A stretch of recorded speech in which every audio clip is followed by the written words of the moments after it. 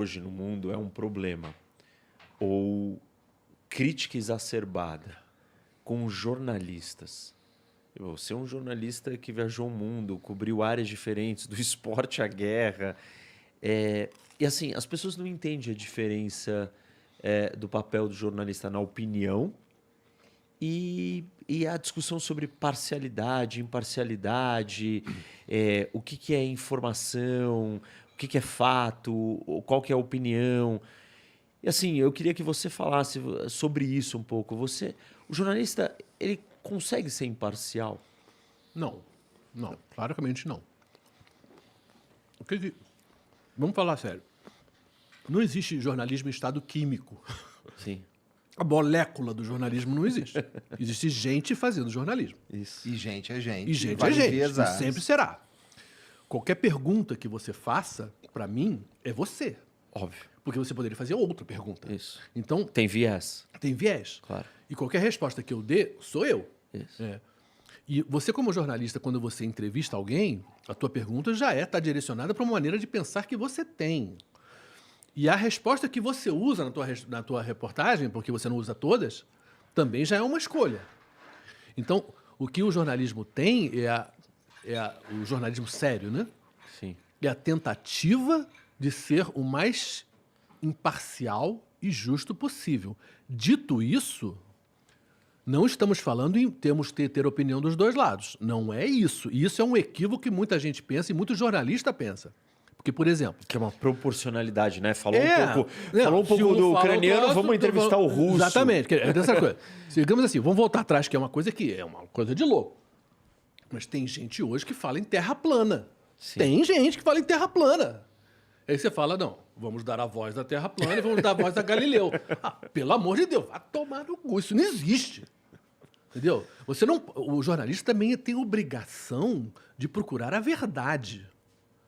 E a verdade implica desmerecer certas coisas. Então, por exemplo, nessa conversa da cloroquina, eu acho que a cobertura da mídia foi errada. Quer dizer, claro que houve ataque, mas eu acho assim, ao você deixar sentar na mesa da conversa alguém que claramente não tem a menor capacidade de conversar, você valoriza o argumento dela, você justifica, você diz que é válido esse argumento. Você não meio que colocando essas pessoas falando do lance da cloroquina, vamos lá, vamos conversar, tem aqui uns cientistas, tem 5 cientistas e 2 caras que defendem cloroquina. Uhum. O absurdo do que eles estão defendendo não fica mais evidente ao colocar esses caras na mesa?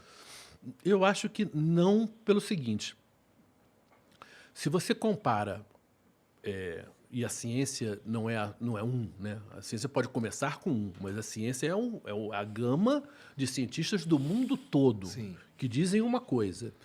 E aí tem alguém que fala, não, eu é que sei. Você está mais ou menos correspondendo, né, a voz de tantos com a voz de um, como se fosse uma questão de opinião. Qual é a sua?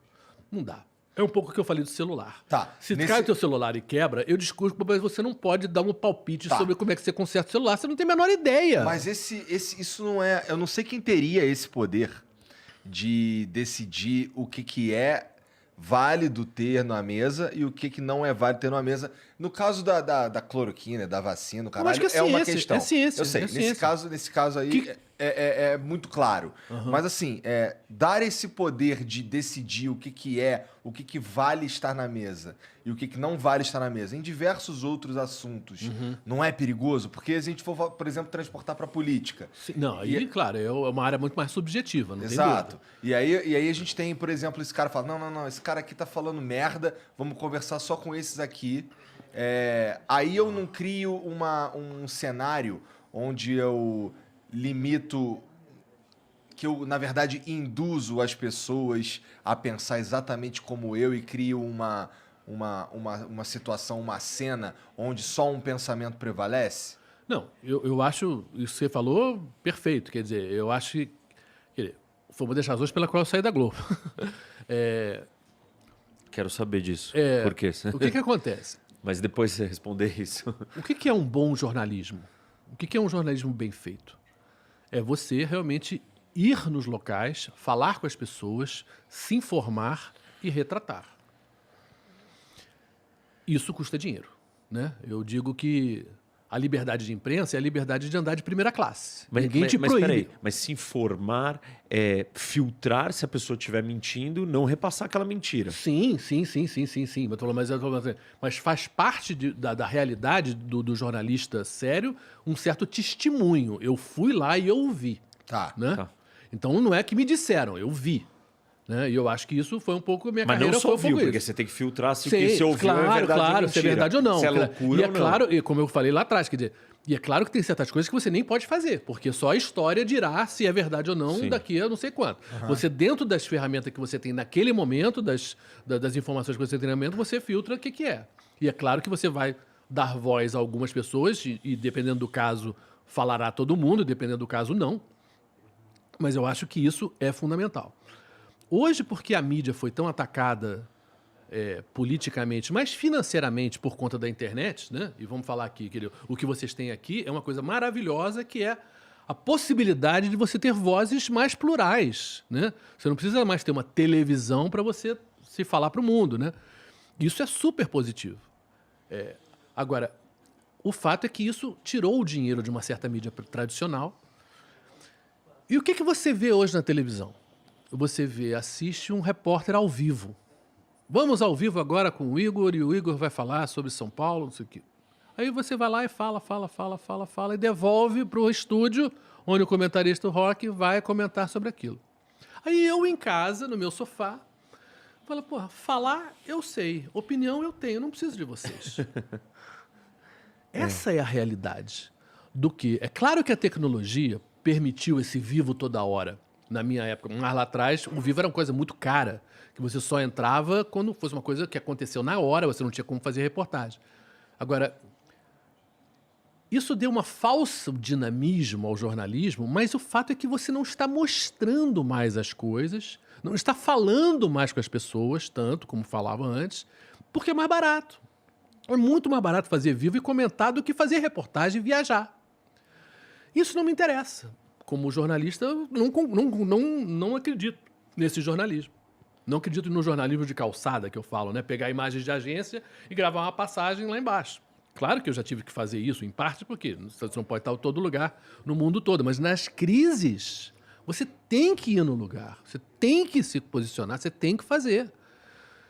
E eu acho que isso não estava acontecendo mais na Globo da maneira que eu gostaria. E eu falei, beleza, tudo bem, aproveitei enquanto deu e vou pensar em outra coisa. Mas assim, eu acho que agora, jornalismo e informação é produto de primeira necessidade. E parte do problema da nossa sociedade é não enxergar a importância disso. E como é que você convence as pessoas de que elas precisam de um jornalista e não de uma compartilhamento, de uma replicação que vem no WhatsApp ou sei lá onde? Eu acho que só com informação mesmo, só mostrando, porque eu acho que tem um lado que não tem como, sabe? Se você como pai, você pega pro teu filho e fala, eu me lembro do meu filho pequeno, tentando, meio fugindo ali da Tereza para atravessar a rua, e a Tereza puxou ele e falou, olha, como é que você explica pra uma criança de 3 anos morte? Não tem como, né? Aí ela falou, olha, não tem mais papai, não tem mais mamãe, não tem mais bola, porque ele adorava futebol. Agora, são coisas muito objetivas que você tem que mostrar para as pessoas que, olha, tem muita coisa que não é questão de opinião. Cloroquina não é uma questão de opinião, entendeu? Existe um mundo da ciência com provas dizendo que isso não é bom, sabe? E agora, parte do problema, eu acho, da conversa nossa como brasileiros, e é um problema mundial, é exatamente a gente achar que tudo é opinião, que todo mundo pode opinar. Então você vê em programas de televisão, o cara fala disso, fala daquilo, fala daquilo, fala daquilo. Não, tem algum momento que você tem que falar, não, desculpa, mas essa área eu não domino, sabe? Não é possível. Mas todo mundo... E voltando àquela carta do leitor, ninguém é humilde para falar. Dessa porra eu não manjo. E é curioso, porque se você como pai, como mãe, você quer que o teu filho se eduque, o que é isso? É que ele aprenda, que ele cresça, que ele tenha mais informação para se colocar não só profissionalmente, mas como pessoa.